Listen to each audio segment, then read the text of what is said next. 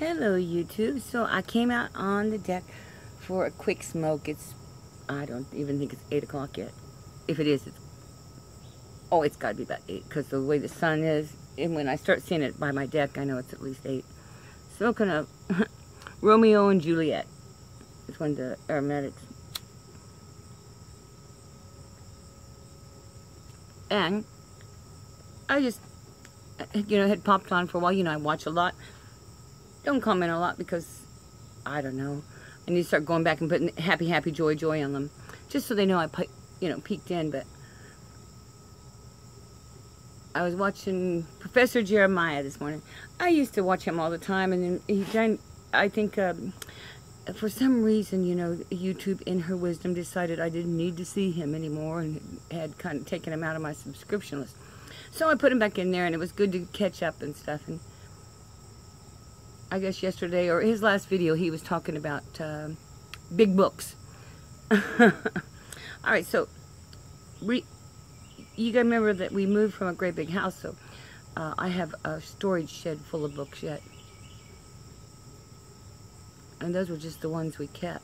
We probably got rid of about 3,000 books. I know, seems like a lot. But if you go back onto my old videos, I've been on YouTube a long time. Not actually on YouTube, I've been around a long time. If you go back on some of those other ones, I've done a whole, household or a whole basement thing. And so you'd see some of the books. So when I start getting into those books and stuff, if any of you guys want some big books, I like big books. I got quite a few. Like saying, then a girlfriend of mine, she's unpacking her house to pack it to a smaller house, and she's got some books too. It's just, but nobody buys books. Now, they might buy them on the internet here and there, but very seldom does anybody actually go buy the book. You can buy books in thrift stores for 50 cents, a buck or $2. Just depends. If they're really nice, they might even ask $2.50 for them. It's really a shame because the written word to me, I read all the time. I probably go through, well, it depends. I really like those Reader's Digest version books, that have 4 into one book, because if you, I have my pipe around here somewhere. It's one of my Dunhills. It's that Root Briar, and it has 965 in it. And then I have another pipe around here that's got some out of the purple can. I think it's German, that that Birdie sent home with me. GW, you have to, if you think about it and you get in here, you can tell me what it is, because it's a Latakia, but it's got a big German name that I just can't even speak, and I don't think I could write it out, which is really, or I don't know, I'd have to look. I don't think it's German, because I know German. Oh, hell. Anyway, it's a very Latakia, very strong, and so I have that in one of my Petersons, and the only reason I put it in a Peterson is because I've been smoking Latakias through my Petersons lately, so I like to keep the same cake taste in a pipe as I go. And you guys know I'm so fond of 965. That was another thing. Professor Jeremiah was talking about a vanilla cream custard. And I think, I like it. He's talking about how sometimes the room note doesn't smell the same as what it tastes like, and that's so common. You can tell a smoker, they just kind of, they don't care where they're at. They don't look with an ashtray or nothing. They just set their cigarette to the side and let it fall off. It's my house. I had a friend over who smoked cigarettes, and he was being real careful about, and you gotta realize Kevin smokes cigarettes, so we really don't have a designated, you can only smoke cigarettes here. Kevin's been very good about only smoking them outside and down in the big room in the basement, because it has a exhaust fan installed. We put an exhaust fan in there, no big deal. We put a fan in the window so that it would continually draw all that out. And so he smokes his cigarettes down there because he's stuck down there because of his medical problems, but he'll be upstairs pretty soon. And then so anyway, he was looking around to see where to put his cigarette outside, and I said, just flip it over there, you know, in the garden thing. And he's going, well, you know, why would I do that? And it's like, well, that's what we do with them, you know. And he didn't see any, and it's like, well, that's because every so often I take the, you know, the little vacuum thing, and I have a leaf blower vacuum, and I whip them up real quick, 'cause it's no big deal. So he was kind of like, I don't think that's the way you're supposed to be doing that. It's my house. But he ended up throwing it on the, you know, down anyway. But he was complaining because when he went in the house and was looking for an ashtray, all of them had pipes in them. And I'm like, yeah, so I must have had like 8 or 9 pipes sitting around, so I had to pick them all up and kind of clean them out. And the ones that I'd started and hadn't finished that still had the little leather pennies in them, I just put to the side. So that's what I'm smoking today. What was in my pipes yesterday, only 2 of them had enough in it to keep, but man, I'm terrible about that. I am just so horrible about setting my pipes around full of tobacco and smoking them, you know, but then I keep those little leather pennies around, so, you know, after I smoke it, if I'm going to walk away from it, I stick that leather penny in there. Sometimes I stick that leather penny in there before it should go in, because sometimes I hit it when it's hot. And I've had burned up pennies. Well, you know, not pennies, little pieces of leather. Although, I'm going to need some of that. Anybody who's got some, you know, scraps of soft leather that I can make those little pliable pennies to push in. All I do is make a little round of soft leather and poke it in there. And that keeps it from falling out. I have a tendency to carry things in my purse or in my pocket and stuff like that. And that little leather penny, which my dad always had one, it just comes in so handy. And I can't even begin to tell you how many times it's protected my pockets.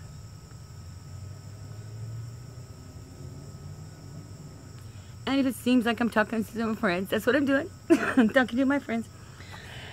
I'm kind of worried about kids going back to school, but we got to get on, you know. I'm the biggest scaredy cat in the world right now, but I've been back to work, but I won't go back anymore. I go in for a couple of days just to make sure that the girl that's doing my job is still trained at my job. She's not real. She's new, you know. You're new. Boy, that went fast, didn't it? 7 minutes, like a cigarette. 7-minute cigarette. 7-minute little cigarette. Well, you better get out of here before the sun shows all my wrinkles.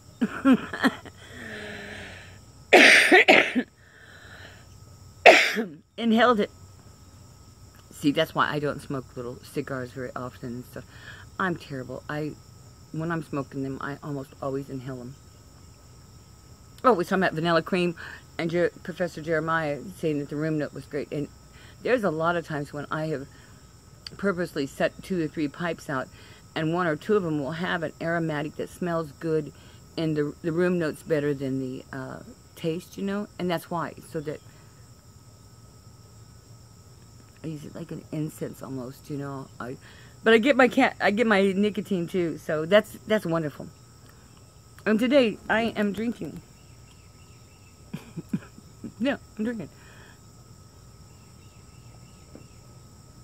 End of story. No news there. Nothing to see. Coffee mudslide, and what I do is I put the mudslide in there with the coffee, and it kind of thins down the coffee a little bit. So I take that, and this is brewed, so I take a brewed coffee. I put my mudslide in it with alcohol, or sometimes I'll put White Russian in, just depending on what kind of buzz I want. Some buzzes are different. And then, you know, that international coffee that's got a creamer in it and stuff like that already. Then I put a couple spoons of that in there too, because the the mudslide kind of thinned down the caffeine, so I got to up the caffeine again. So wow. So people say, why do you talk so fast in the mornings? And then they ask me, why do you talk so fast in the afternoons, and why do you talk so fast at night? It's really hard to explain when you are always addicted and have been addicted to caffeine. You don't realize that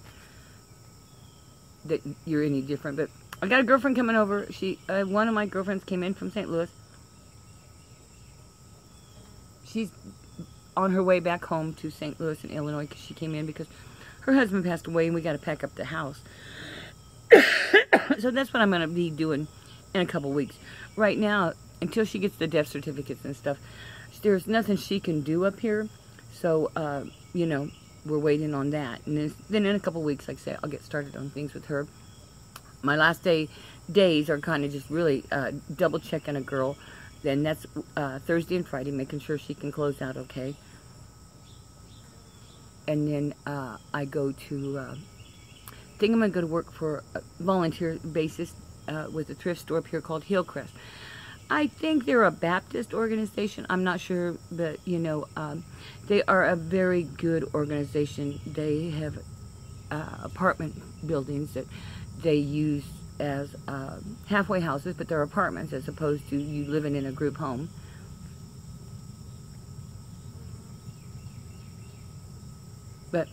And they will give you a job. They're at one of their thrift stores or wherever they can network to find a job for those that are needing them.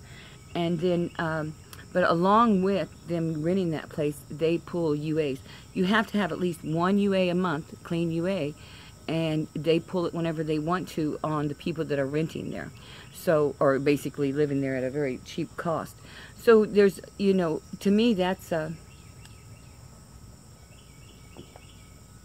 I think that's great. I really kind of always thought that, you know, if you're getting any kind of, I'm sorry, that sun's coming in right at the side of me, and I can't take that like that. Anyway, so, I've always, you know, that's political though, there we go. I'm not going to talk politics, because I'm too trash this morning to talk politics, and I don't really like politics. I'm sorry. I do talk to politics with one of the guys on Instagram just to mess with him. And he's really a nice guy and I really like him. And he posts some of the most erotic pipe pictures and just pictures in general. He's got a good eye for a woman's figure and body and stuff. And I don't know where he's getting them from, but they're really kind of neat. Naked pictures of women, but they're not.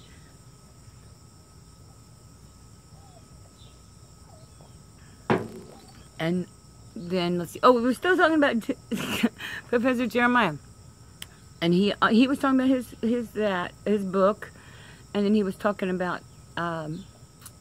like, say, room note. Things that have the room note and stuff. And that's kind of true, you know. And we talked about that. What else have I got to talk about? See, that's the problem. I don't really have much going on. So, I'm talking to you like I would talk to a friend on the phone, you know. So if you guys got anything interesting to say, let me know. If you want to hear anything interesting. I'm getting ready to start in the basement because Kevin should be coming up pretty soon. And when we had to move a medical bed into the basement for him because he can't get up and down the steps, and so that's easier for him. No big deal, you know, it's easier for me. I've kind of liked having the controller all to myself. There's a few things that are good. There's good and bad. If I'm lonely, I just go down to my neighbor downstairs. And if I want to watch TV on the channels I want to watch, and keep flipping, because I am the world's worst TV watcher. Just ask anybody. I do the flip thing, you know. Commercial, I flip to another channel. Commercial, I flip to another channel. So I'll watch like 5 or 6 shows at the same time. And with DVR in them, you can go back and watch, you know, what you miss on most of them, especially if you're watching one particular one, but get bored. I get bored with TV. So I don't know if you guys had seen all those skulls and stuff that I had painted for my garden and stuff. I will set it watching TV, and I'll do something like that. Right now, I got a great big box of jewelry in there. I am talking about, I don't know what in the world I've been thinking, but I have got probably one of the world's biggest cheap jewelry collections in the world. Really. Good cheap. You know, there's dollar store cheap, and then there's Swarovski, which used to be expensive, but now it's cheap. nice stuff, but you know, what good is 5 sets of pearls, you know, that are pretty when you got a real set, and then you got like 4 that match it almost, but they're not real. But nobody wants jewelry either. You know, you take jewelry somewhere to sell, and but then again, you know, I had a I had an antique store and a consignment store, and then I've been involved with quite a few places that had little malls that had booths, and I've been involved in a couple little companies that sold things like we did the prom dresses and stuff, but they went down. I've had 2 companies that I'm highly economically vested into have shut down, and there's not any return on any of those because they shut down they couldn't take it 3 or 4 months of no foot traffic, of no traffic, and they just can't take it. Leavenworth is a wonderful little town, but you know, it's very hard if you're not military to get support from the government. I mean, I know that sounds weird, but you know, everybody put their names in to try to get help for the coronavirus, and those that were basically seems to be in our town military owned, or owned by vets, or owned by the wives of military, they did get a little extra consideration compared to those that weren't. Those that weren't, their, you know, applications, I think, even though there was a time frame to go, I just think that sometimes some applications are looked at a little bit better than others. And so both those companies didn't get it. And my stocks are dropping, and you know, hey, it's the economy. The same thing happened in 2008 and 2009. Everything dropped, and then it came back up. So that's what I'm hoping for again. And I'm hoping it will do it in my lifetime. I mean, I'm hoping to gain back everything that Corona has lost us, you know, in the next 5 or 6 years. Of course, if I wait till my tobacco runs up, I've got 125 years to go. But actually, I've been sharing out a lot of my tobacco, sending it some places. Got into, I mean, I'm basically, with this all going on, you know, and not working and stuff, and unable to collect unemployment because of the terms of my contract, and not getting you know, when I went out of work, I went out of work. A lot of people got to go unemployment and stuff, but because of my job description and stuff, I'm a temp, and that's how they've always kept us, so we'd get no benefits.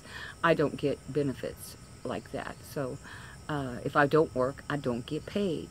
And a lot of people are in that situation, and then with the corona setting in and nobody being able to work, you just didn't get paid. So got a couple of things that I'm going to do to put myself back right, and I think all of us have our own ways of making it right. I might be selling some pipes. I haven't decided. I have, you know, a pretty good market for about anything Dunhill that I want to sell of vintage, and but most of that's going to be sending it back to England. You know, I went over there and got it, and that's, and my friends that are over there that pick up pipes for me, because I got 2 that they're holding for me. I might just send mine that I'm getting rid of and exchange them out. That's the thing about pipes, you know, over the years, I have bought and sold and bought and sold, bought and traded. You know, used to be, when you went to those pipe shows, you, honest to gosh, took the pipes that you wanted to trade. And usually, one of those nights, during a pipe show, you know, it was kind of known that you would be, that the customers would be there trading pipes and selling pipes and stuff, as opposed to all just vendors. But this is years ago. Years ago, when you went to a pipe show, you used to bring back tins of tobacco. I mean, you would bring back a bag that would have 15 to 20 tins or packages or, you know, tobacco. They just gave it away. But then I live in Kansas, and as Kansas kind of got weird about it, because Kansas is always weird about tobacco, it had to be sealed, you know, and it had to be all this kind of stuff, so they kind of quit doing it. And then I notice at the pipe shows now that once in a while they'll have tobacco sitting out in little baggies for you and things like that. But because of the crackdown of not trying to make it look attractive to smoke, you know, they, or not making it easy to smoke, they kind of clamped down on all that stuff. And that's really too bad, because that was always fun to go and actually get to try, you know, new blends, you know, from the actual blenders themselves and stuff, you know, like, well, I say there was a lot of blenders. In the old days, there was so many more blenders than there are now. I think with Steve Brooks dying, his daughter, Eva, is a blender and has some of the, but, you know, none of them have worked in the big houses anymore, so. Oh, well, that's enough of that. Here we go again. I don't know why it always, I always end up with lectures, don't I? Well, you guys, I'm out of here. I'm going to go in there and I got dogs, so I got to sweep the floors again. Every day it's the floors, you know. The two dogs are both, you know, 14 and older, so one is deaf and got cataracts, so he only sees around the edges. That's Fred, you know, the little one. And then my Corgi, I thought at first she had selective hearing, but she's going deaf too. You know, I used to say ladybug, and she'd hear me. Then I used to scream ladybug. But now if she's out in the yard and I call, I actually have to make a banging noise or have to make a sharp noise so that she turns around to me. And I think she's really reading my lips more than she is hearing me. Otherwise, when I call her and say, hamburger, which she used to understand, she would be running into the kitchen. So, and here at this house, she's got, Lady has always had more, Ladybug, Lady's always had plenty of food. There's never been a food problem with her. You know, there's always bowls of food sitting around. But now she's doing things like taking, sometimes you know, my little dog Fred, he really likes bread. Not a lot, but we give him a little bit because it kind of calms down his stomach a little. So we give him some bread, and there'll be a bread crush, you know, and I'll offer it to Lady, just being silly. But she takes him outside and buries them, and this is something very new for her. We're kind of, I know it's things the dog does anyway, so I'm trying not to get too nervous about it, but I hope there's not something else weird going wrong.